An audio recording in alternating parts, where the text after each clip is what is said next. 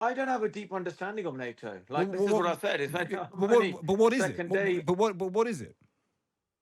Look, of my brief understanding of NATO, right? Yeah. It's there to protect the European Union, isn't it? It's to there to protect everyone in the in European Union. Well, it's got America in So it. It's got America in it, though. yeah, I know it's got America in It's it, not about the but European Union in that um, sense. Now, the former England cricketer Monty Panesar wants to have a spin at another career. He's going to stand at the next general election, whenever that might be, for George Galloway's Workers' Party. And he joins us now. Good morning, Monty. good morning. Thank you for having me on the show. It's great pleasure. So why did you decide to enter politics and why this party? Yeah, look, I think the reason I decided, to enter politics is because I want to help, the workers' people, the ordinary people, of our country, and I felt like this is probably the right party to do so. And I remember when I played for England, I had so many people supporting me, and there's so much love and support. And I thought, this is my time, to give back and help the British people. Is it true you've never voted before? No, I've never voted before, Uh, and so. so you were never that political before this? No, I wasn't that political, to be honest. When I was studying my degree at St. Mary's University, I used to follow the political sort of, stories of the day, and gradually I built up my knowledge. And then suddenly I thought, that Southall and Ealing area. I was a radio presenter on Punjab Radio for a couple of years, and I played for Twickenham Cricket Club, close by, and also obviously I was studying, at St. Mary's, which is nearby as well. So I've got a good understanding about the area there, and the people know me really well. So when they offered me that seat and they said, "Look, do you want to stand for general election for Southall and Ealing?" Then it made a lot of sense. There was a lot of synergy there for me, and generally the political landscape in this country is. I think the common man and the ordinary person is confused, and we want to give them a choice before they, just go for either Tory or Labour. They'll think, actually, maybe we go for, the Workers' Party, because our voices will be heard. George Galloway is dominated his motivation in politics by matters abroad. He's deeply motivated by Gaza and Israel. What do you believe about those subjects? Yeah, look, with the Gaza, Israel, look, I believe there needs to be a ceasefire. We need to free Palestine. That is absolutely vital. And there needs to be peace between Israel, and Gaza. But when it comes to some of the other policies, I'm not, it's only my day two in my political career. I'm not really an expert on all the other kind of stuff. But I do believe in, free Palestine, and, there needs to be a ceasefire. Do you think that Hamas is a terrorist organization? George Galloway has said you can't expect to live in a situation where people have been oppressed for 75 years and not expect a reaction. He's not condemning the attacks of the 7th of October. Are you willing to condemn them? Well, I believe that Hamas is a terrorist organization, but they've been led to that way. If you give Palestine their own airport, their own port where they can run their own economy, then they can vote for a proper government. They wouldn't be in a position to do so.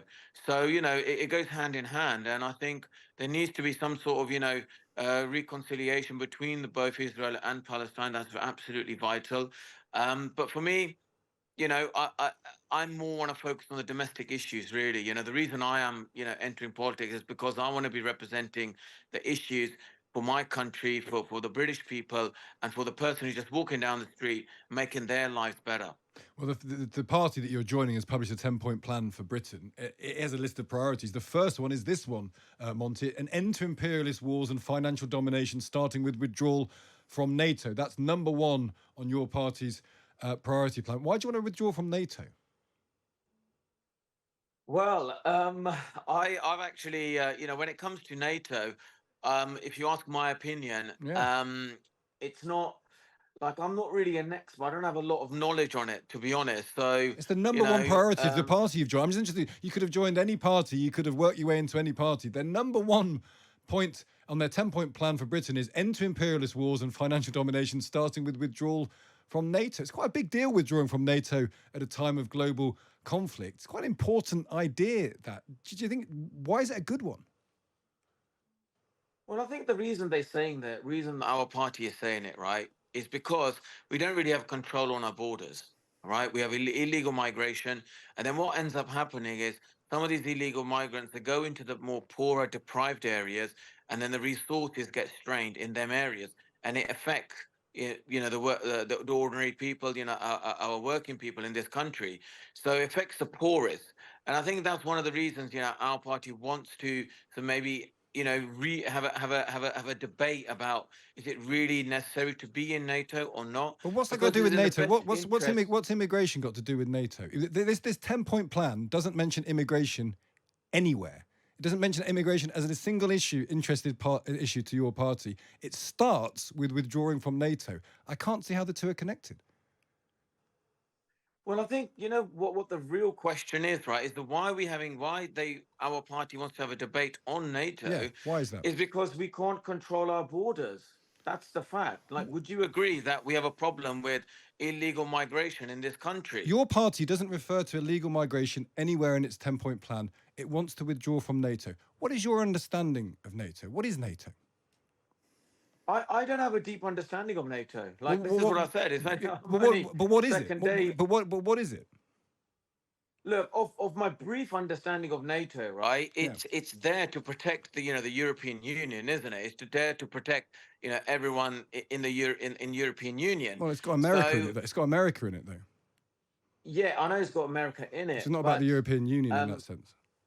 but also I don't know what American stance will be on this as well. Like, if Donald Trump wins the elections there, he may not be in favor of NATO either. And we've done Brexit. A lot of people in our country have, voted for Brexit, and now they maybe feel the next stage is to remove from NATO. Do you think George Galloway wants to reduce immigration?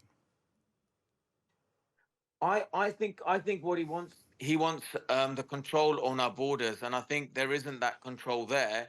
And I think what he really wants to do is actually redistribute the wealth and the power in this country in favor for the working people. And I think that's more of the focus. But does that That's why include we're migrants? here. Do those working people include migrants? Because you don't mention migration in your 10-point plan for No, Britain. no. What I'm trying to say is, I do believe in migration. I believe migration is a good thing in our country, Okay. because 25% of the workforce, from the NHS comes from migration. Our Premier League would not be as successful as it is because we have 70, different Yeah. languages. So you want high, And you want high migration, I high want immigration into this migration country. I don't want illegal migration. No.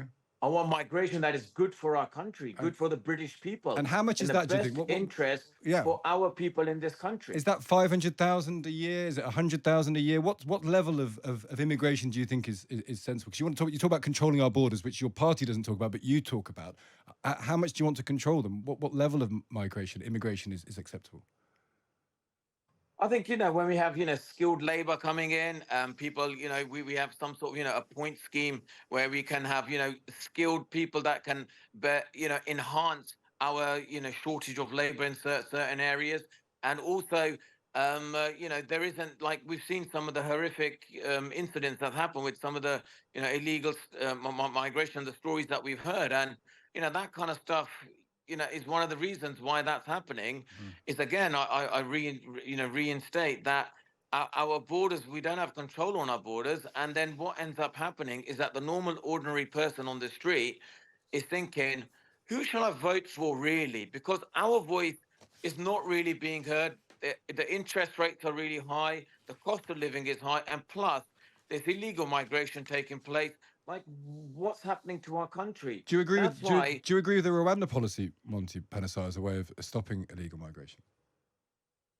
I think the Rwanda policy is something I, don't really know too much about, to be honest, if you ask my opinion. Well, it's a really straightforward one. Is that people who come over the channel Yeah. will be sent to Rwanda in order to defeat the people smugglers that move them across. It's the idea of sending people to a third country in order to stop them coming, to control illegal migration. Do you support that as an idea? Is that a good idea? I think the reason the Rwanda policy is there is to stop people, is to scare people away. And that's what it is. Is that a good And idea, if though? it does scare, no, if it does scare illegal migration, then it's a good thing. But if it doesn't, then I think that needs to be questioned. The reason it's there is to stop illegal migration. It's just a scaring mechanism. That's all it's there for. You want to close the gap between rich and poor as well. You've said that just now as well. How should we do that? Do you want to tax the rich? Do you want to tax businesses? How are you going to redistribute wealth in this country? Well, I've got some not great news for my wealthy cricketing friends who have estates over £10 million. You know, if you've got a estate over £10 million, maybe a one-off wealth tax I would like to introduce. But it's How in fact, much? How much? 1%. I think that should be pretty good enough. I think we can generate about 17 to 20 billion from that, putting into social housing, put it back into, the NHS. But you know what the real issue is? It's actually the billionaires. They don't really pay tax. There's so many loopholes in this country. They get away with it. But the common man, the ordinary person, pays their normal tax. Their pocket gets hit hard. And it's the billionaires who, get away with not paying tax at all. Monty Panesar, good to speak to you. Thank you so much for joining us. Thank you very much. Thank you. That's Monty Panesar there, who's joined day 2, he says, of joining George Galloway's Workers' Party. Some strongish reaction to that from people getting in touch.